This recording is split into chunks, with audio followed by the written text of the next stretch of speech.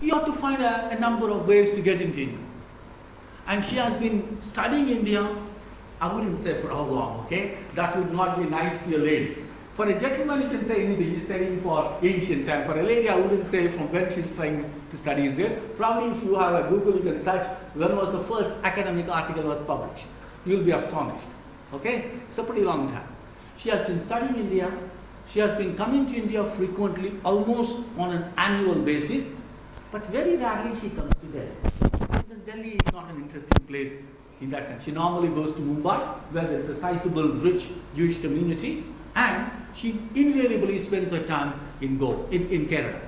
That is one of the Indian communities, the Cochin Jews and stuff. This is what she has been studying the entire life with passion. And what I'm going to ask her today is, share your knowledge with me. And we have people from different parts of the country. Some of them came from faraway places just to listen to her. Okay? People have different ideas, but one thing we are all have in common. We all have an open mind to learn. I think that is what brought us to her. Over to Shalva. Wow. Sit, stand, whatever you want. No, I like to stay. Thank you very much.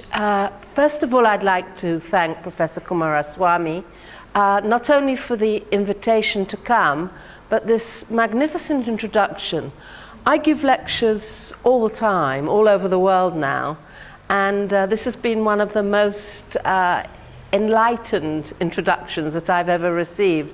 It's every word you said is true. It wasn't just reading out a bio. It's a very learned introduction to me, and so I thank you for that. I also thank JNU for hosting this wonderful event in this beautiful hall and all this amazing technology of which I understand nothing. Thank you for coming.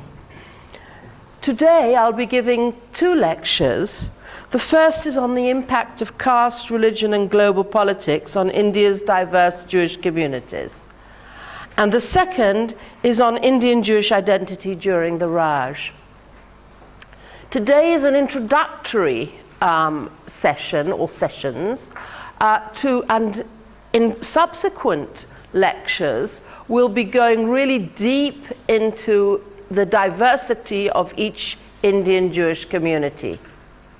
But today I want to set the stage, set the backdrop for the future lectures. But before we begin, and this is a very Shalva thing to do, I want to know why you're here. And I want to know, I want to have a pre-evaluation of the course and a post-evaluation of the course. This is always very, very important to know how to improve for all of us, and how you can improve and how I can improve. So has everybody got a pen and a paper or a pen? I want you to answer within 2 minutes, not a long thing, but it'll be a piece of paper that you'll pass in. To answer 3 questions. They're very simple questions. You can write a sentence on each. You can write notes without a sentence. 1, why did you register for this course, or why did you come to this course? If you were forced to come, just write that too. There is only one person who can do that. 2, what or who is a Jew? And what or who is an Indian Jew? And 3, third question, what expectations do you have from this course? So I'll give you a couple of minutes, and when you finish, just pass it along, and I'll look at them this evening and peruse them. It'll be of great interest at the end of the course, on the last lecture. Okay, so we take 2 minutes off just to do that. I have this famous stopwatch.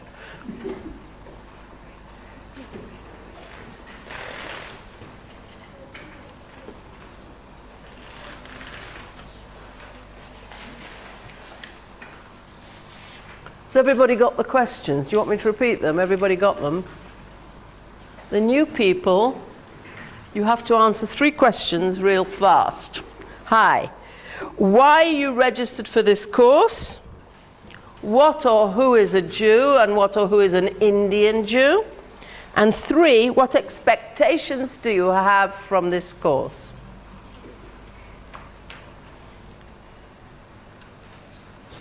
I'm not. Sorry? She asking me, I said, no, I'm only organizer. He worked very hard with his introduction. Exception. Good. That's good. Exception. Oh. Good. All right.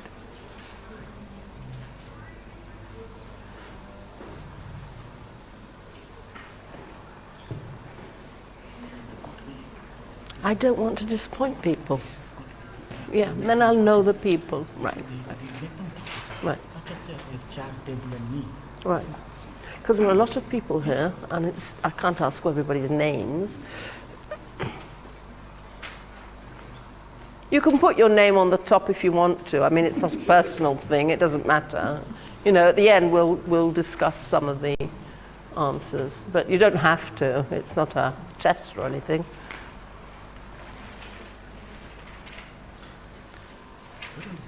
Yeah. You can sit comfortably. Thank you. You can speak comfortably. Sorry? This is magnified. You don't want to stand. Sorry? You don't want to stand 2 hours. No. Sit quietly and whichever is comfortable. Thank you. You can stand and sit. No, I like standing, then I feel I'm in control. Control freak, you know. Comfortable.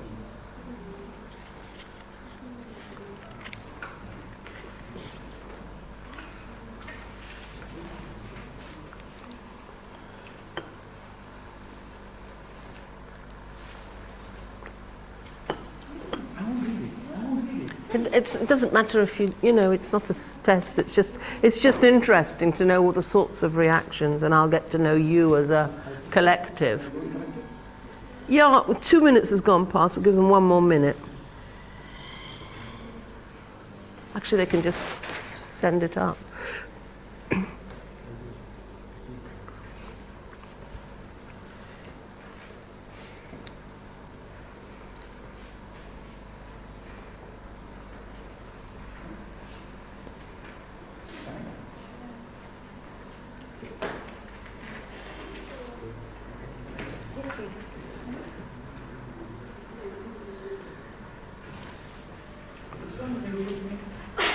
Okay, I mean, you don't have to write long essays, you can just pass it up. It doesn't even have to be full sentences.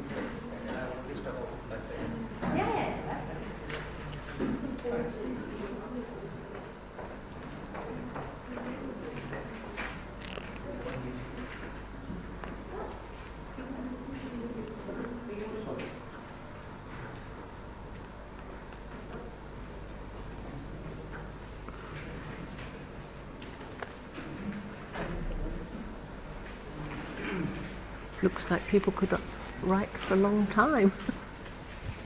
Oh. I could go home now.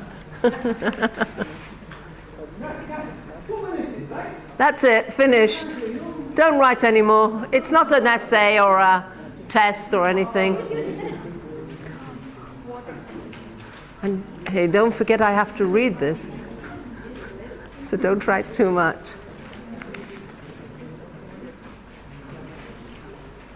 Thanks. That's enough. The last question, right? Not the one you already.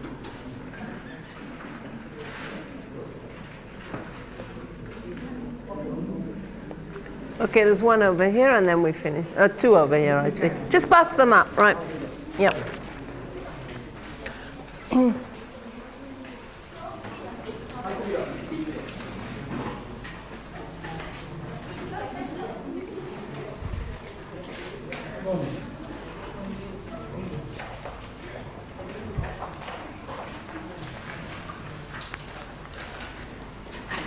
Okay, I thank you for that.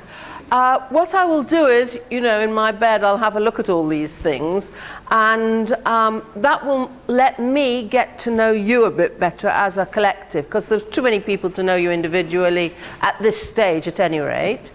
And it will be extremely useful because on the last day, we'll see how we evaluate the course together. I mean, we'll see how we feel about each other. So I look forward to seeing those pieces of paper. As I said, it's no test, no nothing. It's just interesting. So now I move to the nitty-gritty, which is the impact of caste, religion, and global politics on these Jewish communities. So the first point about India's Jews is what Professor Kumaraswamy has already mentioned, that they are absolutely minuscule in number compared to Indian population. I don't even have to say that the majority of India's Jews today live in Israel, and I'm stating the obvious when I say that the population of the whole of Israel is less than the population of Delhi. I checked it out again today. I asked the chap in the foyer if he could just check how many people there are in Delhi, and it's more than there are in the state of Israel. So, I mean, we're talking of minuscule numbers, and yet individuals have contributed to the history of India in a fantastic way. Even in your own livelihoods, you know that it's exactly a year since General Jacob of Delhi passed away. He was the one who fought the Bangladesh War, or engineered it. And he was a proud Jew of Baghdadi Iraqi origin. So I'm just mentioning him as an example of somebody you all know or you've heard about, you read about in the newspaper, and it's exactly a year since he died. Or for example, the poet laureate of India, Nissim Ezekiel, who was a member of another Indian Jewish community called the Ben Israel, and we'll learn all about these things in detail. Some of you already know, have background information on different Jewish communities, and some of you don't have. It's fine. All I can promise you is that I'll try not to replicate too simple material, but I can promise all of you, even those who think they know a lot about India's Jews, that you'll learn new things. That I can promise you. So I've just come from the Jaipur Literary Festival, and I flew up yesterday. And actually a friend of mine, Shanta Acharya, she lives in London, she has had an affiliation with JNU, but anyway, she is a poetess as well as being in asset management in England. And she was one of the first Indian women to get a scholarship to an Oxford college. And as Professor Kumaraswamy has said, that people of my era, women, are less likely to succeed, or were less likely to succeed than men. Anyway, what's interesting is that she was one of the people presenting at the festival. I actually didn't find her. There were so many people there, I didn't find her. But what was interesting was she'd published a new volume called New Poems by Shanta Acharya. Have any of you heard of her? But anyway, she's a poetess, a well-known Indian poetess writing in the English medium. And on the cover page, there's a quote from Nissim Ezekiel.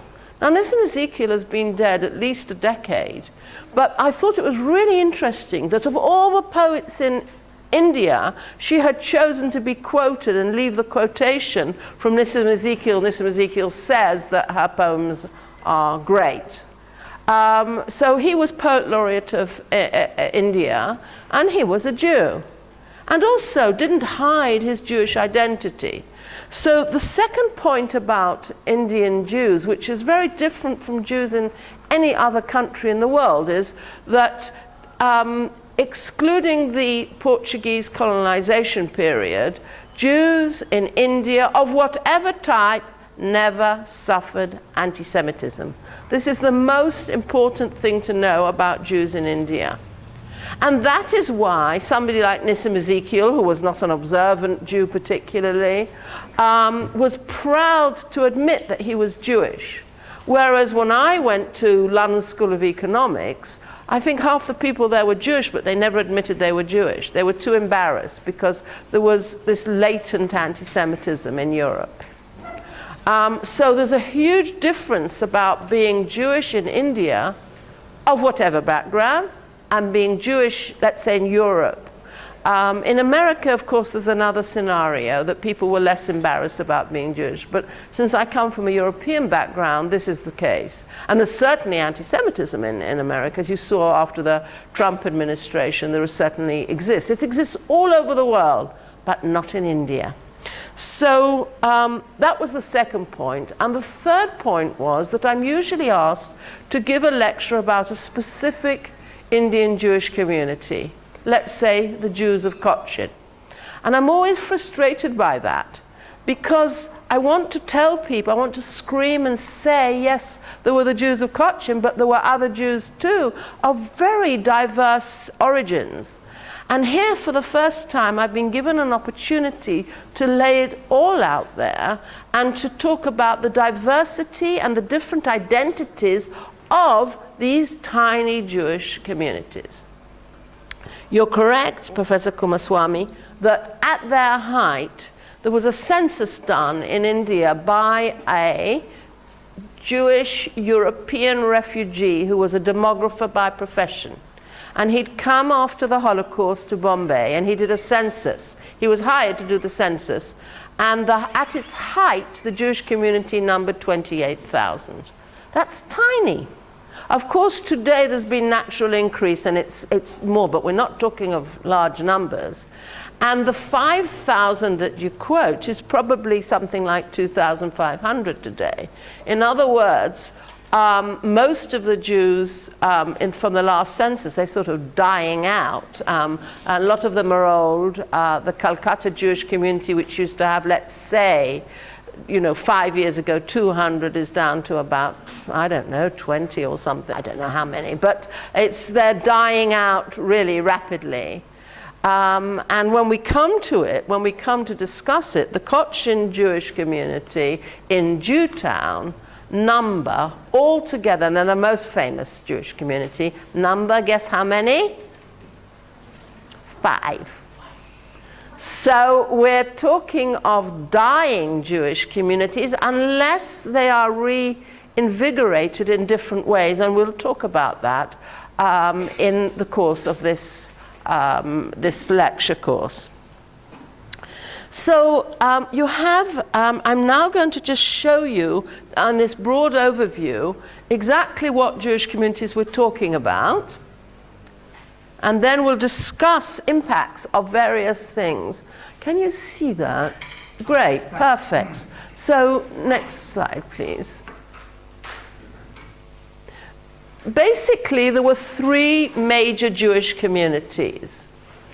The Ben Israel, who are the ones on the top. Now, if you read it Bini or something or other, but in Hebrew, it's B'nai Yisrael, the children of Israel. But they call themselves, being Indian, they call themselves Ben Israel. So I always call them Ben Israel because that's how they call themselves. And it means the children of Israel. And in our lecture tomorrow, we'll really go into their narratives and their legends. It's really an interesting lecture. But they are the largest Indian Jewish community. And they're largely from Maharashtra. They originated in the Konkan coast. All this we'll learn during the course. And today, the largest Jewish community in India, which is probably, again, terribly recent, is not in, it's in a suburb of Bombay, in Thane, if anybody knows Bombay, or Mumbai. And that's the largest Jewish community today in India. It used to be Calcutta, it used to be somewhere else, but it isn't anymore. So the sprinklings of Ben Israel in the Konkan, there are several Jewish communities in Mumbai, and they of, let's say, this either 5,000 or 2,500 in my opinion, the vast majority, let's say 2,000, are Ben Israel. The second community is the Baghdadi Jews, and even if you don't know this community, and we'll learn in detail about them, all of you actually know them. How many people here are from Calcutta? So a lot of the major buildings in Calcutta were erected by the Baghdadi Jews. Many of them. We'll go into the details. We're not talking of details today, but many of the massive monuments of Calcutta. And anybody from Mumbai here?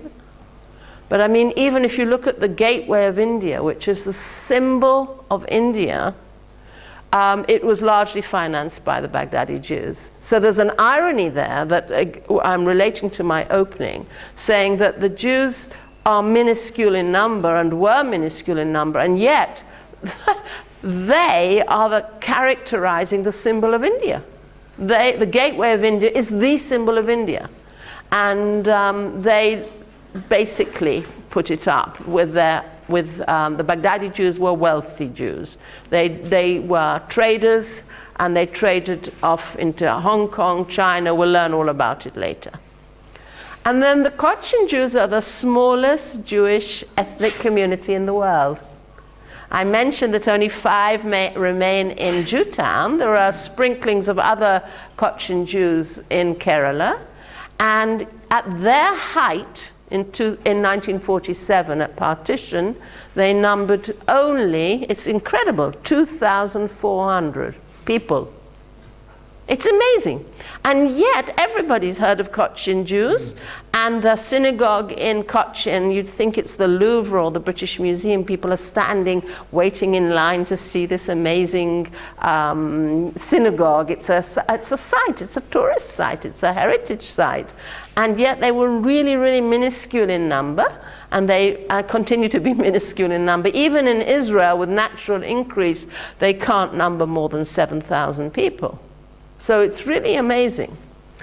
And when I published my book, India's Jewish Heritage, with Marg Publications in 2002, I wrote that there were 3 major Indian Jewish communities. But things have changed. I knew of Judaizing communities, and I had been in touch with them. In fact, I was one of the major persons in touch with various other groups in India, but they had not been accepted as Jews. But things have radically changed. There was groups of Jews in northeast India, Mizoram and Manipur, claiming what they called Israelite status. And in 1991, I curated an exhibition in Tel Aviv at the Museum of the Jewish Diaspora on the lost 10 tribes. We'll talk about all this. This will all become clear to everybody later. And a delegation, and I sent out invitations to all the people I'd been in contact with. I was curating this for over a decade. It was a very big exhibition. And I sent it to my friends and colleagues in Mizoram and in Manipur. And blow me down, at the time it was a closed area of the world, I get this sort of, there was no email or anything. I get this letter back with a postcard saying, "We're on our way." And then about a month later, I get another postcard from Calcutta. "We've got to Calcutta." And then the next one was, "We are in Bombay." And the next thing I knew was that they're knocking on my front door in Jerusalem. Anyway, in those days, this was the most phenomenal thing and very unusual.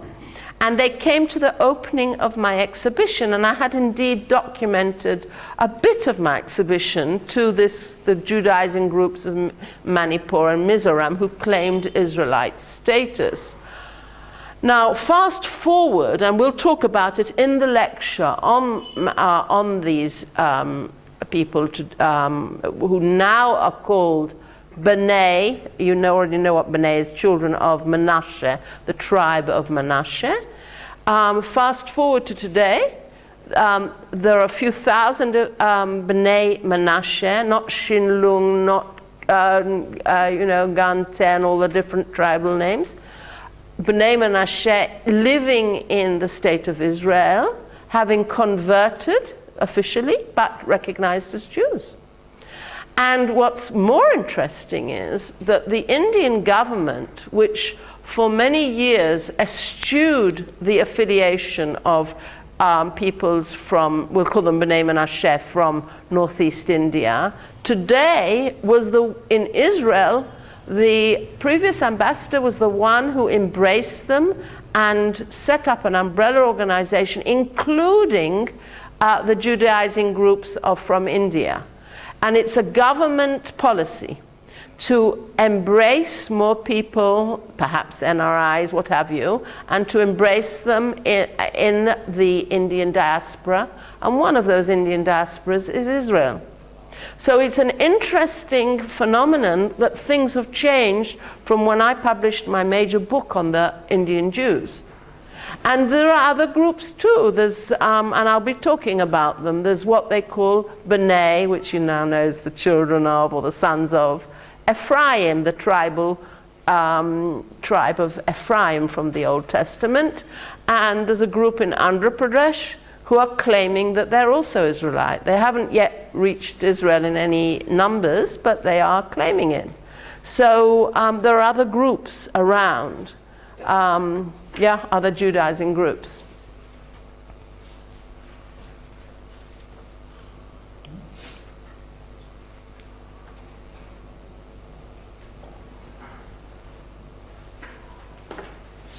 I see a lot of empty slides. Do you? No. I know he's a whiz, this guy. So, but I do see a lot of empty things. It's very strange. No, that's the last one. Where's the first? They're all empty.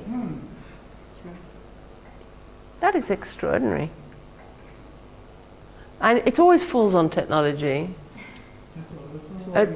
They're all empty. Only the first one and the last one. How is that possible that they're all empty? Just check what format. That is so strange. I mean, that really is strange. Take it out. Which version did you make it on? Windows 10. Windows 7. Uh-huh. So it can't read. Right. So will that be the same with all my PowerPoints? Because I've got very good ones for tomorrow. Can you go into the disk? Connected to the projector. Do we have a Windows 10 for tomorrow? Yes. Oh, for largest community, as mentioned, is in Mumbai. And the Ben Israel were in Maharashtra. And they were interfaced with the Jews from Baghdad who arrived in India from 1846 onwards. So the Ben Israel are like what we call indigenous Indians, if you can use such expression. And the Baghdadis came to live in Bombay and in Calcutta. In Calcutta, there were also very small communities of Ben Israel. The Ben Israel worked in the service of the British in the 19th century, and they spread out to different areas and set up synagogues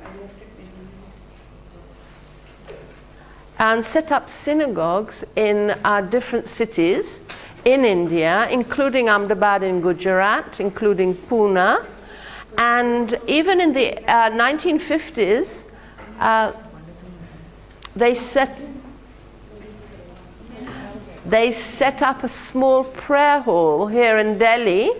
That's where General Jacob is buried, in Humayun Road, 8 Humayun Road here. But it was a small prayer hall.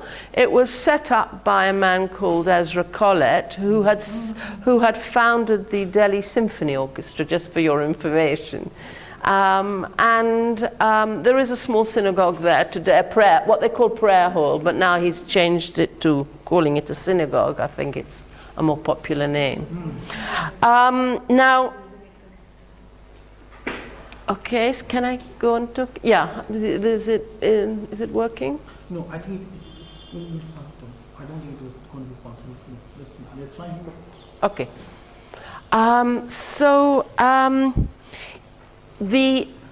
Judaizing groups we've mentioned are in Mizoram and Manipur.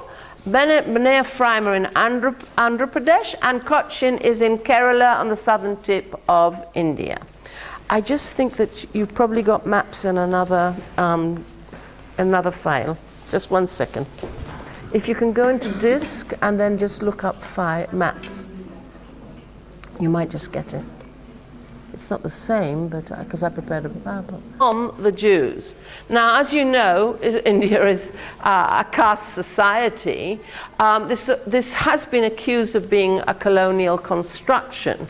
So some people have said that there were castes in India, but when the British came in, they embraced these castes, or the idea of the caste system, and fitted everybody into this caste system. And in the decolonial kind of modern era, many sociologists are suggesting that it did exist. It's not that they don't say caste didn't exist, but that it was a very much superimposed colonial construction. Well, there is some truth to that matter with respect to the Jews. The Jews are clearly out of caste. They're not Hindu. And yet,